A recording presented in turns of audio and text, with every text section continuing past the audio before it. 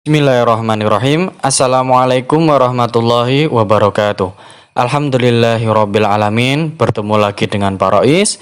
Pada hari ini kita akan belajar fikih, yaitu berkaitan tentang makanan dan minuman halal dan haram.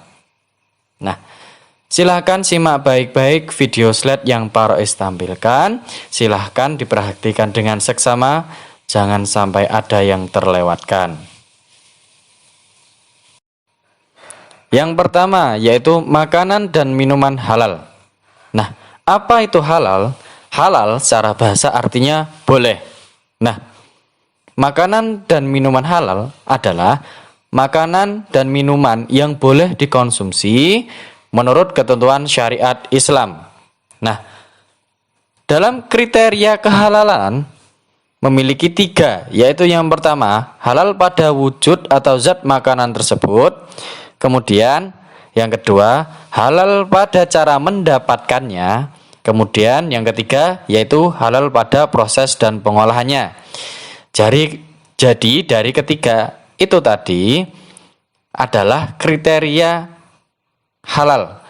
Yang pertama tadi ya, halal pada wujudnya. Kemudian halal pada cara mendapatkannya dan proses pengolahannya. Kemudian thayyib, yang artinya yaitu baik yang bermanfaat bagi tubuh dan tidak berbahaya. Jadi selain halal, kaum muslimin juga dituntut untuk makan makanan yang thayyib. Apa itu thayyib? Yaitu baik. Nah, selanjutnya macam-macam makanan halal. Yang pertama yaitu semua makanan yang tidak diharamkan Allah dan Rasulnya di dalam Al-Quran maupun hadis. Kemudian yang kedua, semua makanan yang baik, tidak kotor dan tidak menjijikkan. Kemudian yang ketiga, semua makanan yang tidak mendatangkan madarat, tidak berbahaya bagi kesehatan tubuh, tidak merusak akal, serta tidak merusak moral dan akidah. Kemudian yang keempat yaitu binatang yang hidup di air, baik di air laut maupun air tawar.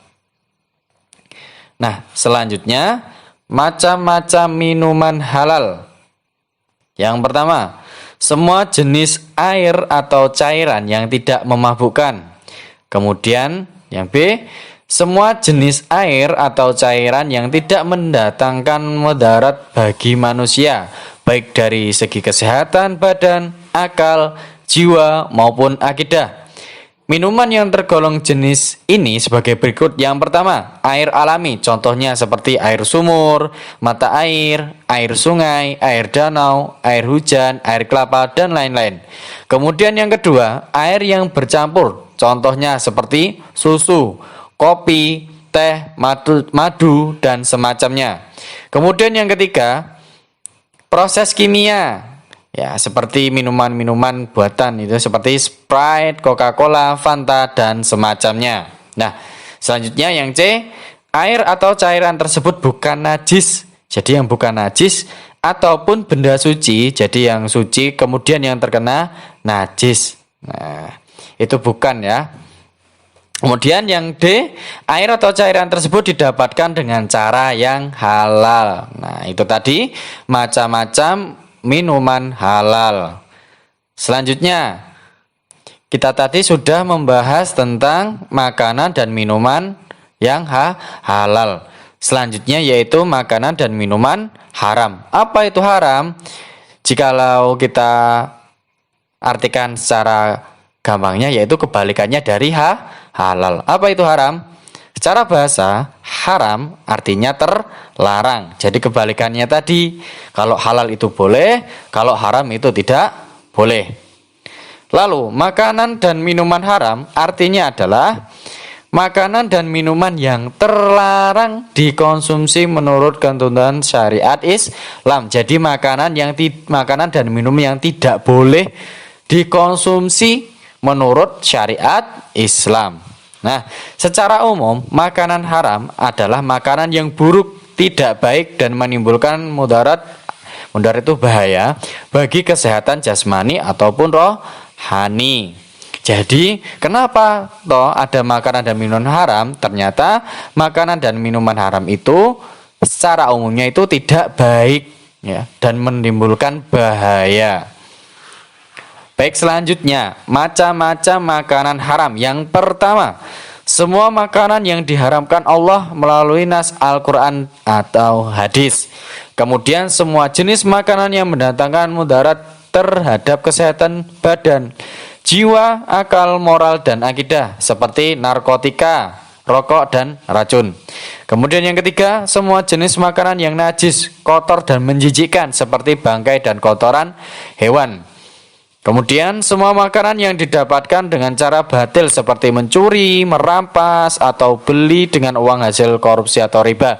Jadi misal seperti ada makanan atau makanan yang halal, namun cara mendapatkannya itu tidak baik seperti mencuri, itu sama saja termasuk makanan yang haram. Jadi kita juga harus tahu seperti 3 kriteria halal tadi. Jadi harus memenuhi ya apa saja tadi. Kalau ternyata itu makanannya itu baik buat kesehatan dan makanannya halal, akan tetapi kalau cara mendapatkannya itu juga batil, maka makanan tersebut tergolong sebagai makanan yang haram. Nah, itu tadi macam-macam makanan haram. Sekarang yaitu macam-macam minuman haram. Yang pertama, setiap jenis minuman yang memabukkan, baik itu sedikit atau banyak, seperti khamar. Jadi walaupun mencoba sedikit pun itu termasuk haram dan tidak boleh atau terlarang. Kemudian yang B, minuman yang berasal dari benda najis. Jadi itu berasal dari benda najis, itu tidak boleh, atau benda yang terkena najis. Misal air putih tapi terkena najis, otomatis minuman tersebut menjadi haram. Jadi harus kita perhatikan zatnya. Harus benar-benar bersih, suci, tidak boleh najis, tidak boleh kita minum. Kemudian yang C, minuman yang berasal dari binatang yang haram seperti air susu anjing, air susu babi, dan sebagainya. Kemudian yang D, darah manusia atau binatang seperti minum darah sapi, kambing, kelelawar, ular, dan sebagainya, itu juga termasuk haram. Kemudian yang E, air yang bercampur racun atau tercemar racun yang dapat membahayakan tubuh kita, bahkan dapat mengakibatkan kematian. Kemudian yang F, yaitu minuman yang didapatkan dengan cara yang tidak halal atau bertentangan dengan ajaran Islam, atau seperti tadi yaitu dengan cara batil, itu tidak boleh. Nah, itu tadi macam-macam minuman dan makanan yang haram ya. Jadi intinya dari makanan dan minuman yang haram tadi dilarang, tidak dibolehkan, itu juga ada tujuan tertentu, yaitu agar kita tidak terkena bahaya-bahaya dari makanan dan minuman tersebut. Jadi tidak semerta-merta mengharamkan sesuatu, tapi ada hikmahnya. Ya, kita bisa lebih sehat, lebih aman. Nah, jadi kita harus berhati-hati. Ingat seperti yang Pak Rois sampaikan tadi, bahkan makanan atau minuman yang halal pun, tapi kalau cara mendapatkannya itu dengan cara yang batil atau yang tidak baik atau yang tidak benar, itu termasuk haram. Nah, kemudian, dampak negatif mengkonsumsi makanan dan minuman haram. Jadi ada dampak negatifnya. Yang pertama, amal ibadahnya tidak akan diterima dan doanya tidak akan dikabulkan oleh Allah Subhanahu wa taala. Naudzubillahi min dzalik. Jadi kita harus benar-benar berhati-hati. Kemudian merusak kesehatan badan. Yang ketiga, merusak jiwa, karakter, mental, moral, dan akidah. Kemudian yang keempat, menghalangi diri mengingat Allah dan menimbulkan rasa malas beribadah. Kemudian mendatangkan dosa karena telah melanggar larangan Allah Subhanahu wa taala. Jadi kita harus berhati-hati. Kita sudah tahu banyak dampak negatifnya ya. Tidak hanya sebatas dari materi, kita juga pasti sudah tahu bahwa makanan dan minuman yang haram itu mendatangkan dampak yang tidak baik. Jadi semua yang diharamkan oleh Allah dan Rasulnya itu sesungguhnya memiliki hikmah ya.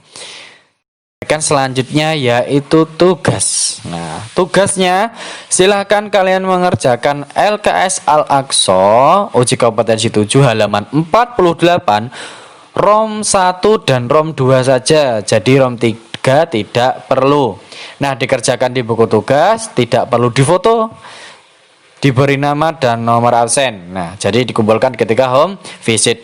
Kapan Pak home visitnya? Nah, tinggal ditunggu saja ya kapannya. Yang penting